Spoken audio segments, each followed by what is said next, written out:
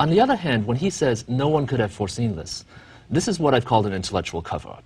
Then I say that because it's very disingenuous.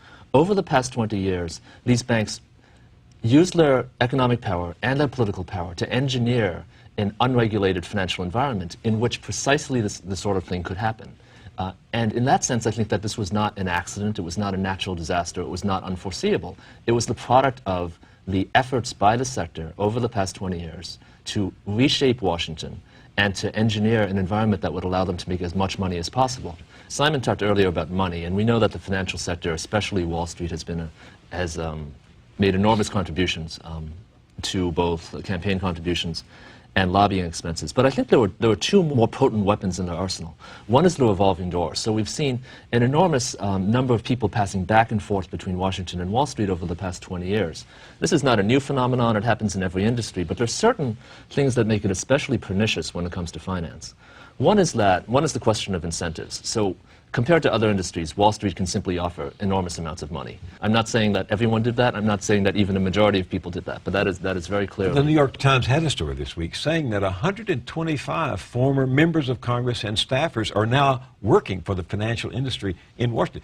One of them is Michael Oxley, whose name is on one of the most important pieces of business legislation in the last 20 years, the Sarbanes-Oxley bill, which was designed to impose some very strict accounting rules after Enron on all of this. And there he is now. He's a lobbyist for the securities industry. But Bill, it goes even further and deeper than that. Robert Rubin was Secretary of the Treasury in the 1990s. He oversaw the deregulation. He fought hard against Brooks v. Bourne, the only regulator in living memory who tried to prevent derivatives from getting out of control. He then went to Citigroup. He presided over this nonsense and this mess. He's now, and he's clearly an eminence grise for this administration. Mr. Geithner and Mr. Summers are his protégés. But that's not all. Next week, the Hamilton Project, a project at the Brookings Institution founded by Mr. Rubin, will have a big public event, probably Mr. Rubin's most prominent Washington appearance since the crisis broke. The headline act at this event will be Vice President Joe Biden. Now, maybe Mr. Biden will be taking on the view of finance that we all should fear greatly, but I'm not so optimistic. You know, I don't get it. Recently, when Newsweek wanted to give big space to somebody to explain how we get out of this, who wrote the piece? Robert Rubin. I mean, are they locked into this worldview so that they cannot see the consequences of their own actions? Well, I think there are a couple things going on. One of the things we talk about in the book is how the Democratic Party became taken over by this Wall Street-friendly view in the 1990s, which is, extremely important because in the 1980s we had a deregulatory administration that was largely opposed by a Democratic Congress. And it became very convenient for Democrats because if you believed in the ideology of finance, you could sincerely think, I am a Democrat, I am a servant of the poor and the working class, and yet I can take campaign contributions from Wall Street because I sincerely believe that Wall Street is doing what's best, what's in the interests of the country. I think it's been exposed in the last year and a half that a lot of what Wall Street did was not in the best interests of the country, not in the interests of the people getting these subprime loans, not in the interests of the taxpayer who is paying for the immense fiscal costs of the financial crisis and the recession. But there's a curious time lag going on in the Wall Street intellectual and political establishment where they think they're still in 2005. As I travel around the country, Bill, I'm really struck by the fact that while people in Washington talk about populist anger in the country, most of what I encounter is legitimate, sensible anger. That people actually understand what happened. They understand what went wrong, and they want to stop it. And the banks don't get this. The belief system on Wall Street is the same. Jamie Dimon, head of JP Morgan Chase, one of the most powerful men in the country. If you don't know his name, you should look him up because this is a man to fear. Very close to the president, has dinner at lunch with the president. The president called him a savvy businessman recently. Jamie Dimon told his shareholders, we just had probably our best year ever. They didn't have their best year ever. They went through crisis. They were saved like the rest of the financial system by the government, by the taxpayers, but that's not how they see it. That's not what they believe. That's really important. That belief must be shaken if we're to make any progress at all. But we can't compete with those lobbying dollars. We can't compete with this interlocking oligarchy that you see. That's a fact. No, Bill, in 1902, when Theodore Roosevelt took on the Industrial Trust, nobody knew what he was doing. Nobody thought he could win. The Senate was called the Millionaires Club for a reason. And there wasn't even any theory. The antitrust theory, everything we know and believe about monopoly, why monopoly is bad for society, didn't really exist, certainly not in the mainstream consensus when Roosevelt decided to take on J.P. Morgan. Okay? 10 years later, the mainstream consensus had shifted completely. People understood from the debate and from the struggle, from the way the trust fought back and the way they spent their money. They began to understand this was profoundly dangerous politically and socially. In 1912, everyone agreed that breaking up Standard Oil was a good idea. Had to be done. They broke it into 35 companies. Most of them did well. The shareholders actually made money. It's a very American resolution, Bill. And it's very clear that we've had this confrontation before in American history. Andrew Jackson against the Second Bank of the United States in the 1830s. Jackson won, barely. Theodore Roosevelt, the beginning of the 20th century. FDR in the 1930s.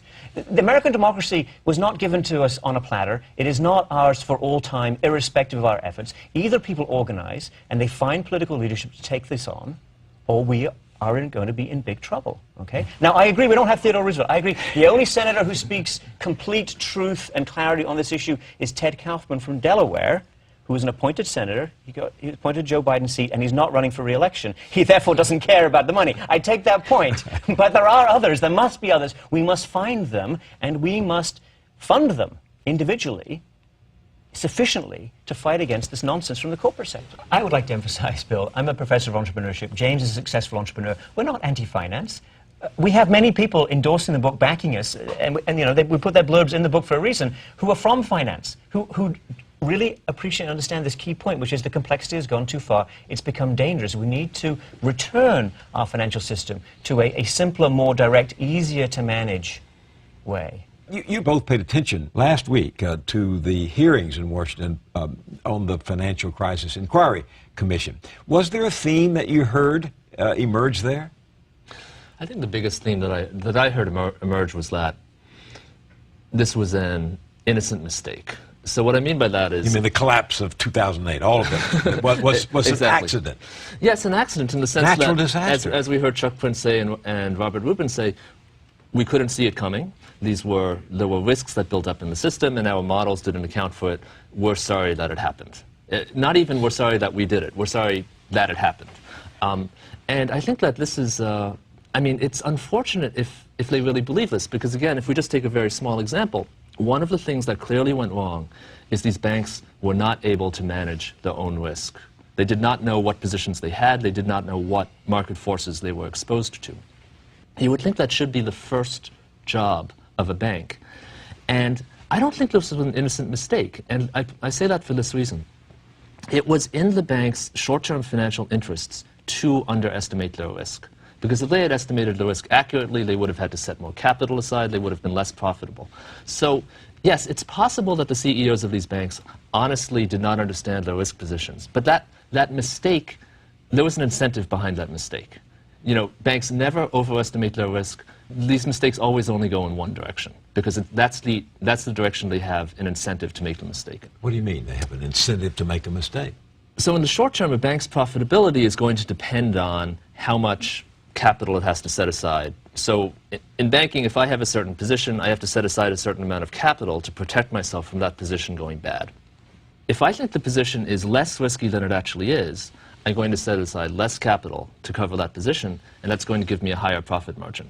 If I'm the head of this bank, that means that in the short term, I'm going to have higher profits, higher stock price, more money for me, but I'm underestimating the risk of something blowing up several years down the line. But we know that essentially the incentive systems within these banks favored short-term profits over long-term solvency. The most profound thing, observation on this structure, inadvertent, I would say, observation, was by Chuck Prince, the former head of Citigroup, in July 2007, right before the whole structure began to crumble. He said, as long as the music is playing, you've got to get up and dance. Okay? And that's a statement about the incentive structure, saying, well, everybody's doing it. That's how we all make money. We've got to do it too. I'm just a bank doing what all the other banks are doing. That's absolutely the heart of the problem. I would also say and tell you and emphasize, these people will not come out and debate with us. They're the heads of these companies, all their representatives. They will not come out. They're afraid. They don't have the substance. They don't have the arguments. We have the evidence. They have the lobbyists, and that's all they have. They've got the power, the muscle, the money.